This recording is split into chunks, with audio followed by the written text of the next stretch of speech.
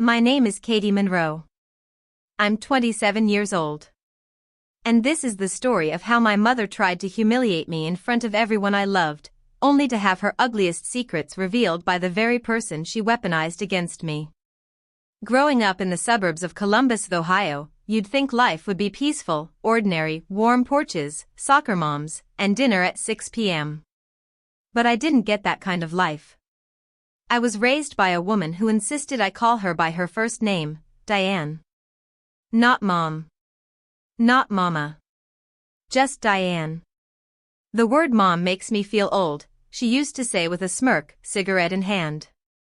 I remember the first time I called her that. I must have been 3, still barely stringing full sentences together, and she stopped everything, got down to my level, and corrected me like I had committed a felony. "Don't ever call me that again," she said coldly. "You call me Diane. Got it?" I nodded, because what else could a toddler do? That day was my introduction to a lifelong pattern. I existed, but never as her daughter. More like an inconvenience. A delay. An asterisk on her once glamorous past. Diane used to be the head cheerleader in high school. Blonde, tanned, loud, the type of girl boys tripped over. She had dreams of Los Angeles, of runways, of being someone. Then she got pregnant with me at 17 and, in her words, her entire life imploded. I was never a blessing. I was the roadblock. "If it weren't for you, I'd probably be in LA right now, drinking champagne by a rooftop pool," she once scoffed. I was 8. Back then, I thought maybe she was just having a bad day. But bad days became her normal. My birthdays? She'd forget them. Or worse, pretend they didn't matter. One year, she tossed a box of cold pizza on the kitchen counter and said, "Don't expect a cake. I've got better things to do." I bit into that stale slice, pretending I didn't care. But I did. God, I did. My dad, Kevin, tried. But Diane made sure he never stuck around. She'd slam doors in his face, hurl insults loud enough for the neighbors to hear. Eventually, he gave up trying to be physically present, but he never gave up on me emotionally. Every birthday, he sent me a card. Every school event, he asked for pictures. He didn't have much, but he gave all the love he had. Then came the second act of Diane's life, her marriage to Gerald, my stepfather. A soft-spoken man with deep brown eyes and a gentle smile. Gerald treated me like I mattered. When I had a fever, it was Gerald who made me soup, not Diane. When I got straight A's, Gerald took me out for pancakes and told me I was smart, brilliant, even. But even he couldn't change her. Diane made it clear, "She's not your real kid," she snapped once when Gerald gave me a hug. "Don't start playing Daddy of the Year." That same year, Diane had my half-brother, Mason. And from the moment he was born, Diane flipped into this suburban sitcom version of herself, doting, sweet, Pinterest perfect. His room was painted in soft forest greens, his baby books organized by theme, his name stitched into every onesie. Me? I slept in the laundry room on a mattress that smelled like bleach. Still, I stayed quiet. I kept thinking maybe, just maybe, if I stayed out of the way long enough, I'd eventually become worthy. I got good grades, won debate competitions, even landed a part-time job at the local bookstore to pay for my own clothes. But no matter what I did, Diane's heart stayed frozen. One day, I asked her directly, "Why do you treat Mason better than me?" She didn't even pause. "Because he wasn't a mistake." That's when I stopped begging. That's when the seed of detachment began to grow in my chest. I left home the minute I graduated high school. Got into a community college in Cincinnati and never looked back.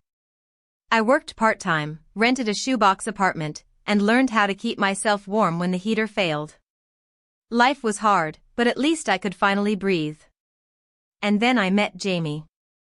He was tall, quiet, and kind, an engineering student who liked to read poetry and drank his coffee black.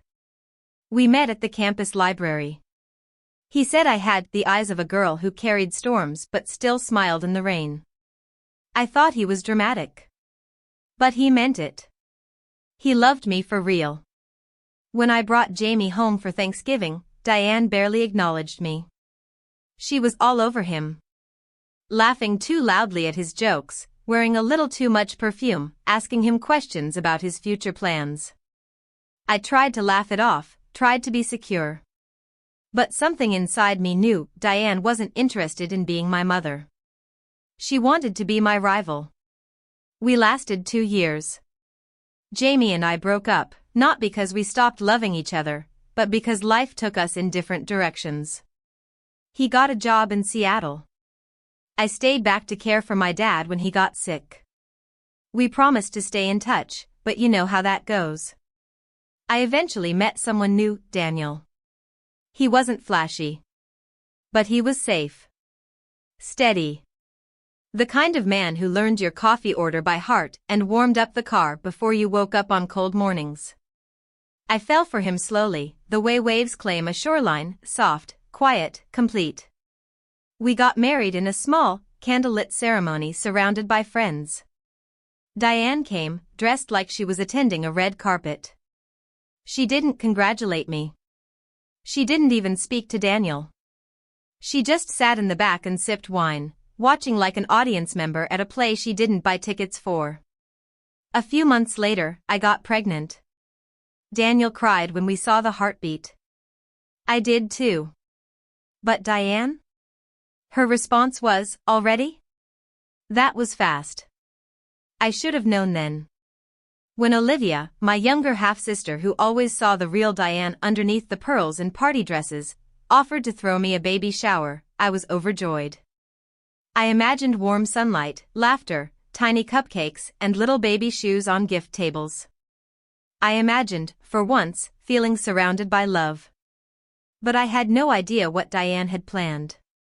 And I wasn't prepared for who she would bring to ruin it all. To be continued in part 2. The morning of my baby shower, I woke up feeling calm, the kind of calm you feel right before a storm, when you don't know a storm's coming. My husband Daniel made me breakfast in bed, humming a lullaby as he scrambled eggs and brought in a tray with fresh toast, orange juice, and a note that simply said, "To the love of my life, and the future mom of our tiny miracle." I was 34 weeks pregnant, and although sleep was rare and my ankles were swollen, I felt radiant. I looked in the mirror that morning and didn't see a burden. I saw a woman standing on the edge of something beautiful. Olivia hosted the shower in her backyard, a cozy garden lined with lavender and soft vines curling up trellises. The place looked like something out of a storybook. Cream and gold balloons swayed in the breeze, and soft jazz played in the background. A hand-painted wooden sign read, "Welcome, Baby Monroe." I felt overwhelmed, not by stress, but by love. People began to arrive. My dad, still wearing his world's best grandpa-to-be t-shirt, gave me the longest hug. Brett, my stepdad and the only man who had ever truly defended me to Diane, arrived with a handmade rocking chair. Friends from college, coworkers, even Daniel's younger sister who flew in from Boston. All smiles, all support. Then Olivia came to me, pale and wide-eyed. "She's here," she whispered. I blinked. Who? Diane. And she brought someone. At first, I didn't think much of it. Maybe she dragged her newest boyfriend to parade around. Maybe she wanted attention, as always. But then I turned, and the air left my lungs. Standing by the garden gate was Diane, dressed in a blinding silk teal dress that clung to her like she was auditioning for a pageant, and next to her was Jamie. Yes. Jamie. My ex-boyfriend. The one person from my past I had quietly, respectfully left behind years ago. My hands instinctively went to my stomach, like I needed to shield my child from the ugliness erupting in my chest. Daniel, standing nearby, immediately noticed my panic. He stepped beside me, his hand finding mine. "Do you want me to walk them out?" he asked gently. I shook my head. Not yet. I needed to know what this was. Diane strutted across the yard like it was her wedding day. Guests quieted, confused by the tension. She raised her arms like a circus conductor about to unveil her final act. "Everyone," she announced, "I know today is about my future grandchild." She emphasized the word like it was a prop, but I also believe in righting wrongs. A murmur moved through the garden. I stood frozen. "This," she continued, gesturing to Jamie as if he were a prize pig at the county fair, "is Jamie. The man Katie should have married. The one who truly understood her. I've invited him today not to stir drama, but to give her a chance to reconsider what she lost." I could hear the blood rushing in my ears. Guests looked around in disbelief. Daniel's face tensed, but he didn't move. His grip on my hand stayed steady. I opened my mouth, but I didn't need to say a word. Jamie stepped forward. "No," he said firmly. "That's not why I'm here." Diane turned, confused. "What do you mean?" Jamie looked around at the crowd, then at me. "I didn't come here to win Katie back. I came here to tell the truth." And just like that, the air thickened like summer heat before a thunderclap. "For the last 3 months," he said, pulling an envelope from his coat, "Diane has been messaging me. At first, it was casual. Updates, memories. Then it became obsessive. She said Katie's marriage was a mistake. That she was unhappy. That the pregnancy was a trap. She begged me to come. Said she needed me to rescue Katie from her own life." Gasps rippled across the lawn. "She even said," Jamie added, glancing briefly at Diane, "that she believed Katie didn't deserve happiness if she wasn't going to include her mother in every decision. That this baby should be born into a real family. And that if I came back into the picture, it would remind Katie who really mattered." I watched Diane's face contort, not into remorse, but panic. Pure, furious panic. "She doesn't care about this baby," Jamie continued, now looking at me, his voice gentle. "She only cares about the image of being a grandmother, not the reality of supporting one." He held out the envelope. I printed every message. In case she tries to lie. But maybe she doesn't need to lie anymore. Maybe it's time people see her for who she really is. And then he walked away. No drama. No more speeches. He left through the side gate, as calmly as he had arrived. Diane stood frozen. Every eye now on her. The mask she wore for so many years, the performative charm, the sweetly sour smiles, shattered in one clean snap. I stepped forward. "It's not that you brought Jamie," I said, voice trembling but loud enough for everyone to hear. "It's that you thought humiliating me in front of my friends, my husband, and my future child was acceptable." Diane's lips parted, but no words came. "This was your last chance," I said. "But instead of being a mother, you chose to be a saboteur. You chose cruelty. Again." Then Daniel stepped forward, his voice firm and steady. "You need to leave," he said. "And next time you try to tear down a family, don't bring the one person willing to expose the truth." No one escorted her out. She walked out in silence, her heels clicking against the stone path, echoing the finality of her departure. As soon as the gate closed behind her, Olivia rushed to me and hugged me tight. Brett placed a hand on my shoulder, tears in his eyes. And in that moment, swollen belly, shaking hands, heart thundering in my chest, I felt something new. Not sadness. Not anger. Just relief. For the first time, the poison was out in the open. And I was done pretending it didn't exist. The day after the baby shower felt unreal, like waking up after a hurricane. You're still standing, but the world around you is forever changed. Daniel made me tea, his hands brushing mine as he set the mug down gently, like even the smallest kindness mattered more now. Olivia stayed the night, insisting I shouldn't be alone. She slept on the couch, one hand still gripping her phone, ready to block Diane if she dared message again. But Diane didn't message me. Not that night. Not the next day. She called Brett instead. He texted me later that evening. She thinks she was ambushed. Says Jamie twisted everything. Wants a public apology. I told her to stop calling. That text alone was a bomb. Brett, the man Diane had always treated as background noise, had drawn a boundary, for me. For himself. And for Olivia. The following morning, Olivia and I sat on the porch drinking decaf coffee. My belly was tight and heavy now, my baby shifting often, reminding me he was coming soon. As I stared out at the soft clouds passing over the garden, I whispered, "Do you think she'll try again?" Olivia didn't answer right away. She looked down at her cup. She might. But I don't think she'll ever understand what she really lost. I nodded. She didn't just lose me. No, Olivia said softly. She lost the last people who still wanted her to be better. That hit deep. Because for years, I'd clung to the idea that maybe, just maybe, if I was more successful, more obedient, more lovable, Diane would finally see me. And every time she didn't, I told myself she just didn't know how to love. But Olivia had said it out loud. Some people don't change. Some don't want to. And eventually, even the people who hold out hope, let go. That week, I started getting messages, not from Diane, but from people who had been at the baby shower. My college roommate, Tanya, wrote. I never liked your mom, but I had no idea it was that bad. You handled it with more grace than I ever could. Even my manager at work, who hadn't attended but heard through a mutual friend, texted.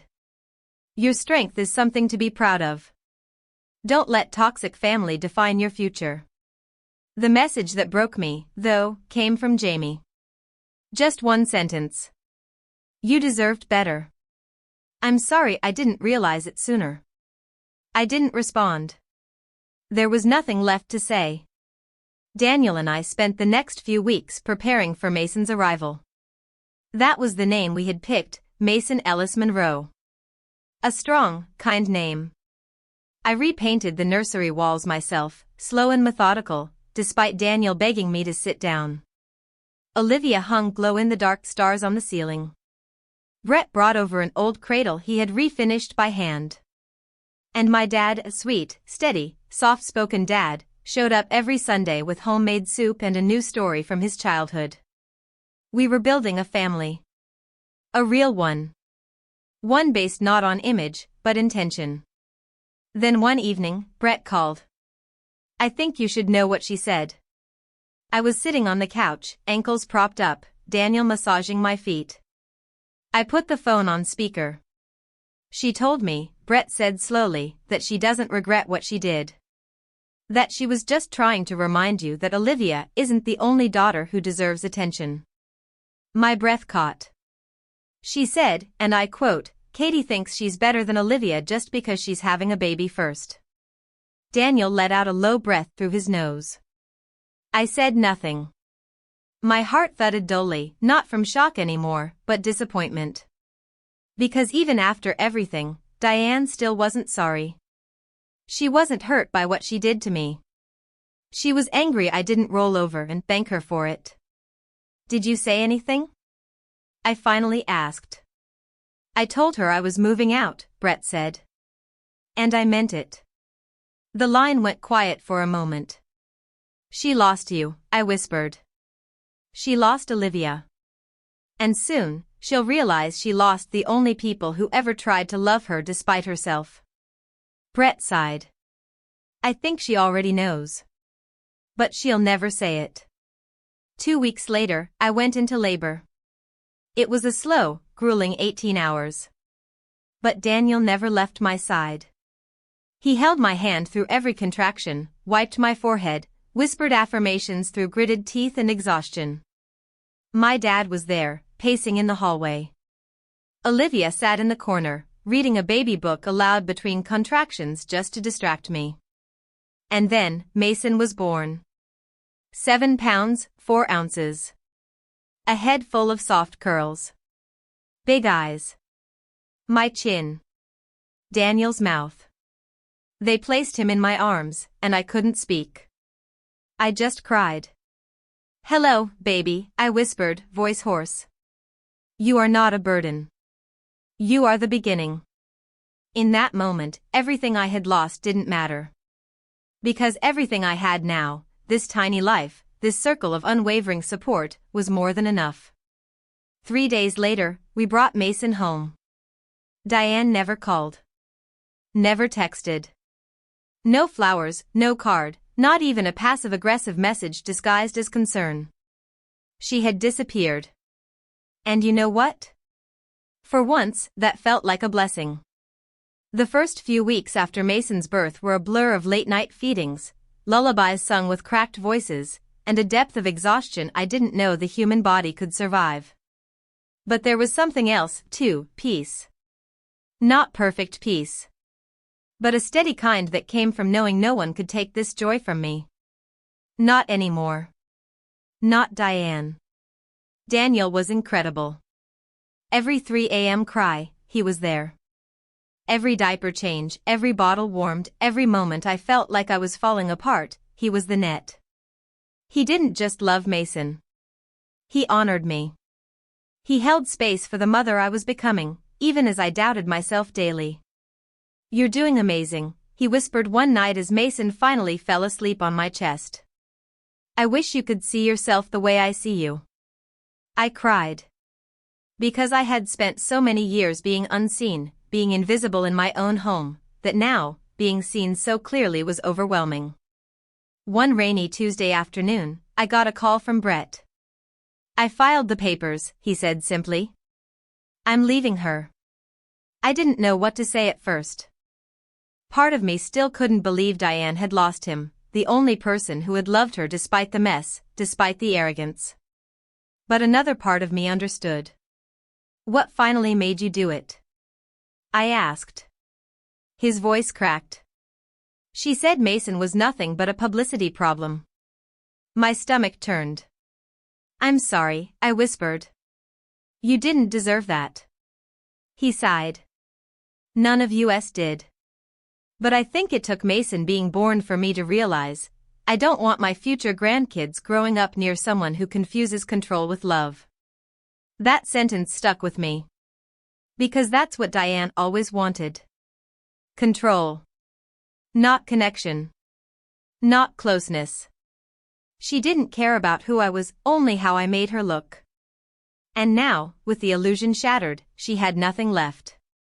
Later that night, after Olivia stopped by to drop off a soft knitted hat she made for Mason, we sat on the porch.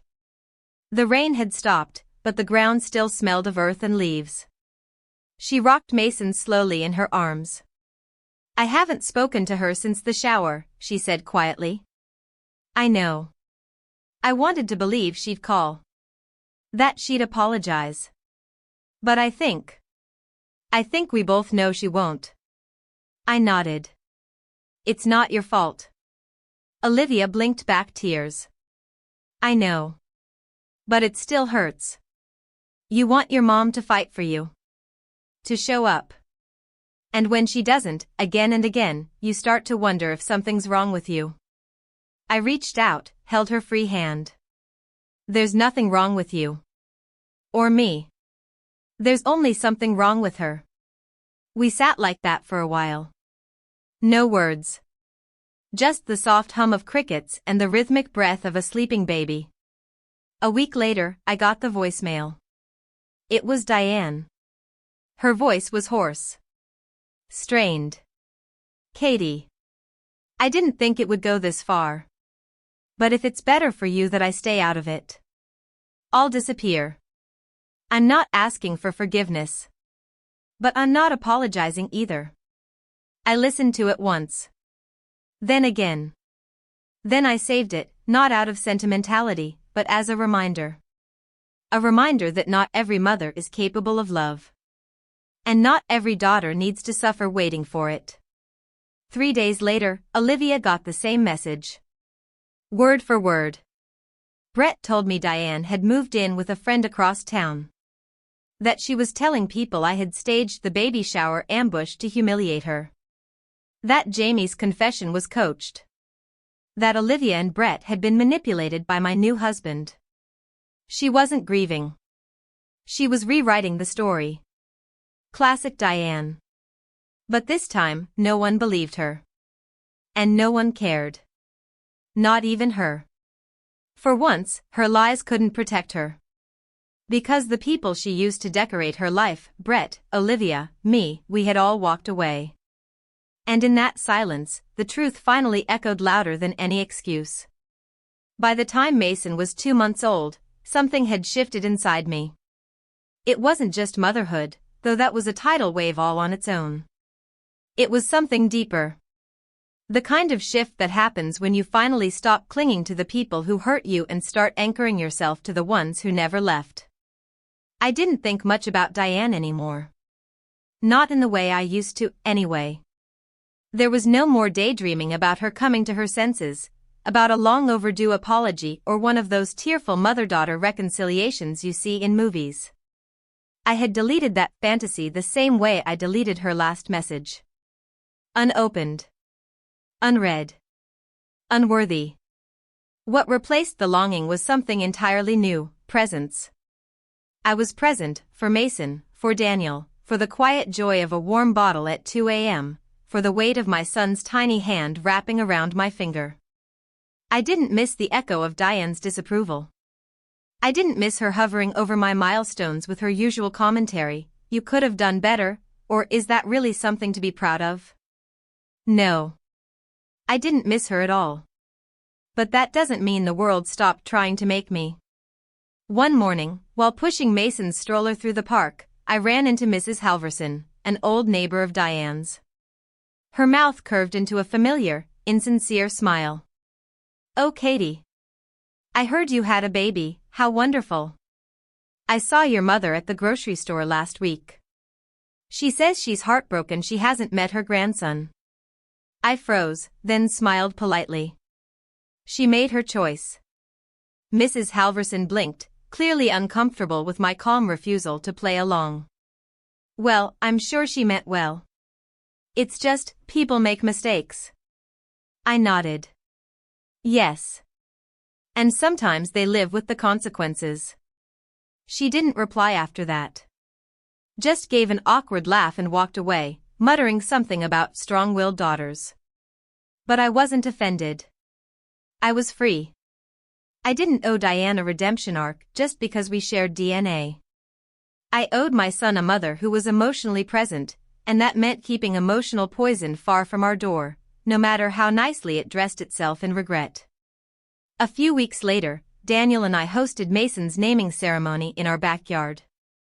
It was small, intimate, nothing extravagant. Olivia baked the cupcakes. Brett brought handmade wooden letters that spelled out Mason to hang over the gift table.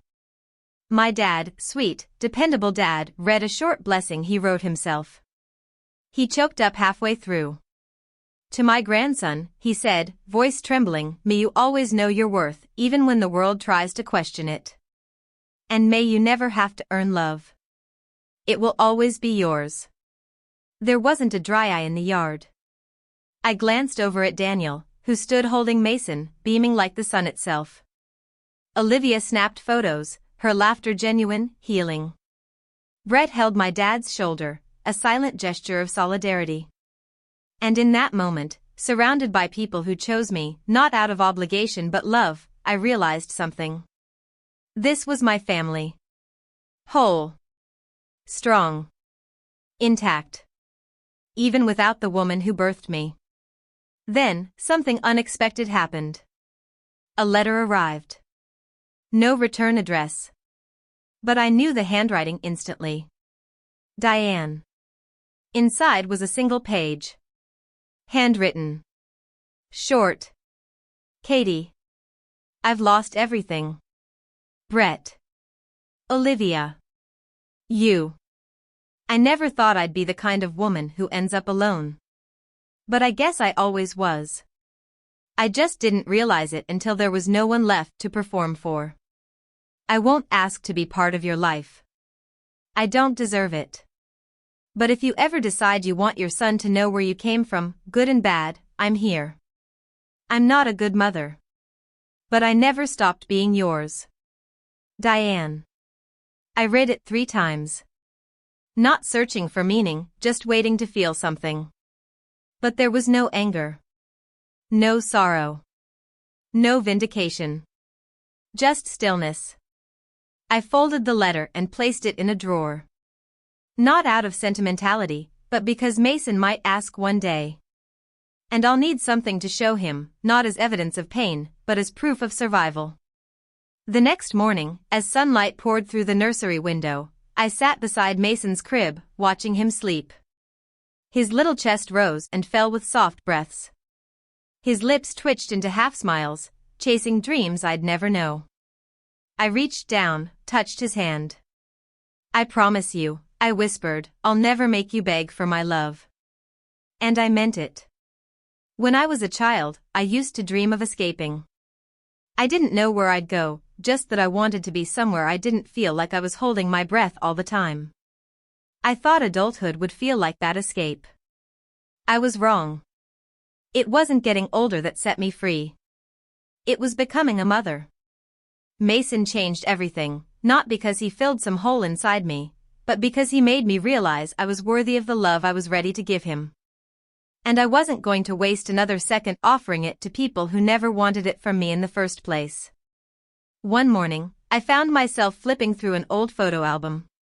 Not on purpose. It had been buried in a box in our storage closet, one I had tossed in there after moving in with Daniel. Inside were faded pictures from my childhood. There were birthdays I didn't remember, school photos where my smile never quite reached my eyes, and one photo that stopped me cold. Me, age 6. Standing next to Diane. She was smiling, big and bright for the camera, hair perfectly styled, hand resting gently on my shoulder. But my face and my eyes looked hollow.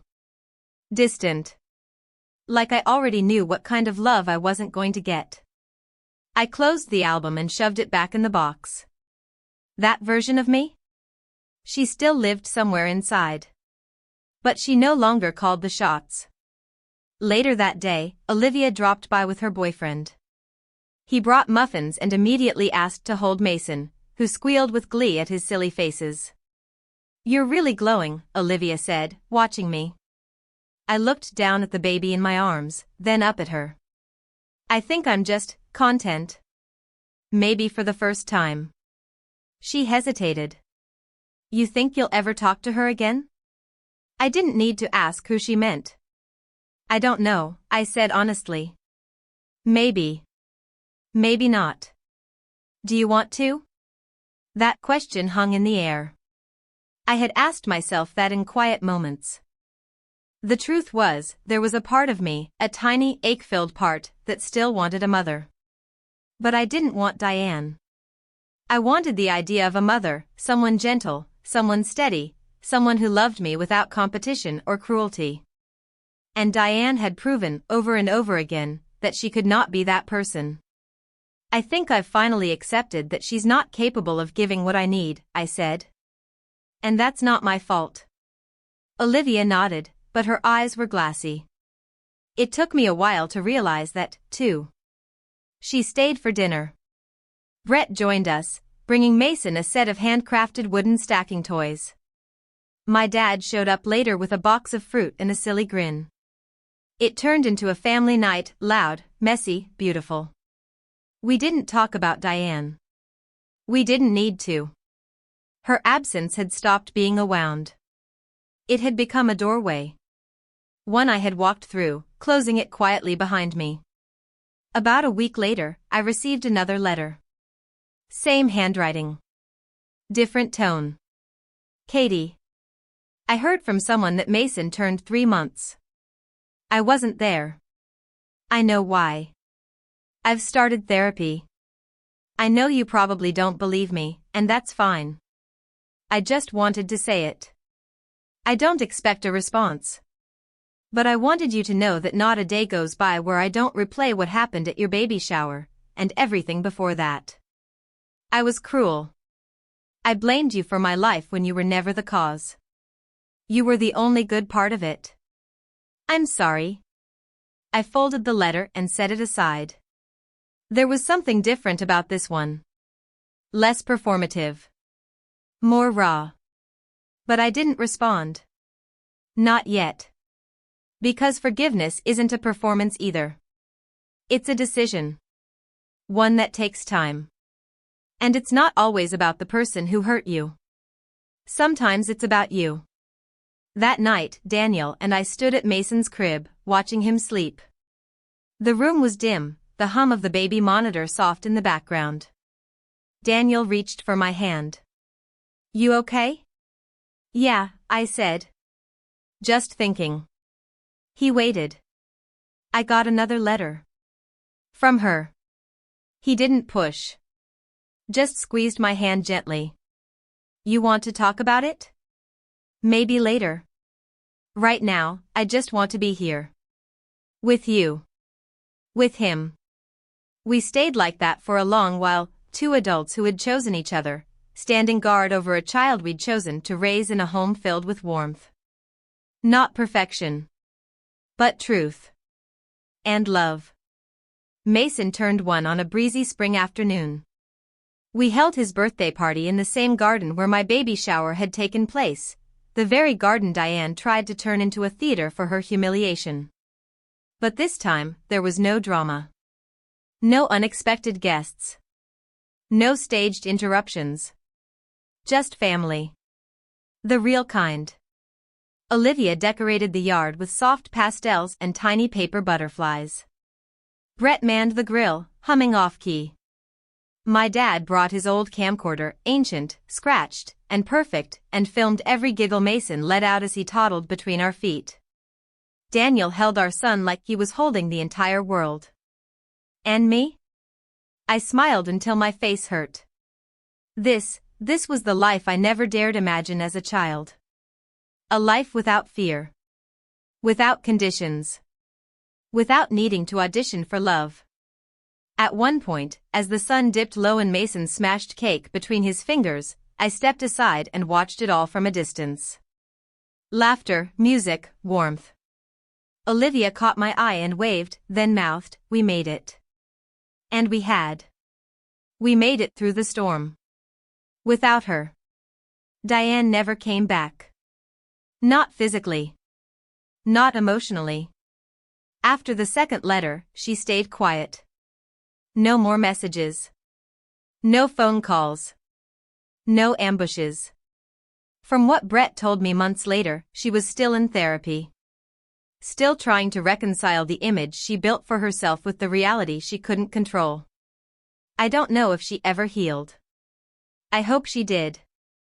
But I didn't wait around to find out. Because what I had built was sacred, and I wouldn't let even a sliver of the past poison it. Mason didn't grow up asking why he didn't have a grandmother. At least not yet. And when he does, I'll tell him the truth, gently. I'll tell him that sometimes, people are too broken to hold love properly. That it wasn't his fault. That it wasn't mine either. I won't speak about Diane with hate in my heart. But I won't pretend she was something she wasn't. That's the power I found in walking away, not just from her, but from the need for her. One summer evening, Daniel and I sat on the porch, watching fireflies rise in the backyard. Mason had fallen asleep early, worn out from chasing butterflies and sliding down the little playset Brett built by hand. Daniel reached over, brushing a strand of hair from my face. "Do you think he'll grow up and wonder why your mom isn't around?" he asked. I nodded. Maybe. But I'll tell him the truth. That family isn't about titles. It's about presence. And that he has plenty of people who chose to be his family. Daniel smiled. He's lucky. I shook my head, tears stinging the corners of my eyes. I'm lucky. I was lucky to have walked through fire and still come out whole. Lucky to have found love that healed without asking for proof. Lucky to have chosen peace over pain. And most of all, lucky to have become the mother I always wished I'd had. Sometimes, I think about the girl I used to be, standing in the corner of her sister's princess party, holding a tray of lemonade, wondering if anyone would ever see her. I want to go back to her. I want to tell her. You'll be more than okay. You'll be loved, wildly, deeply, and without condition. You'll build a home where joy lives in every room. You'll carry life inside you and never once see it as a burden. And one day, someone will call you mom, not out of obligation, but with wonder in their voice. This story isn't just about revenge. It's about release. About refusing to repeat the damage done to us. About choosing to love differently, even when love was once withheld.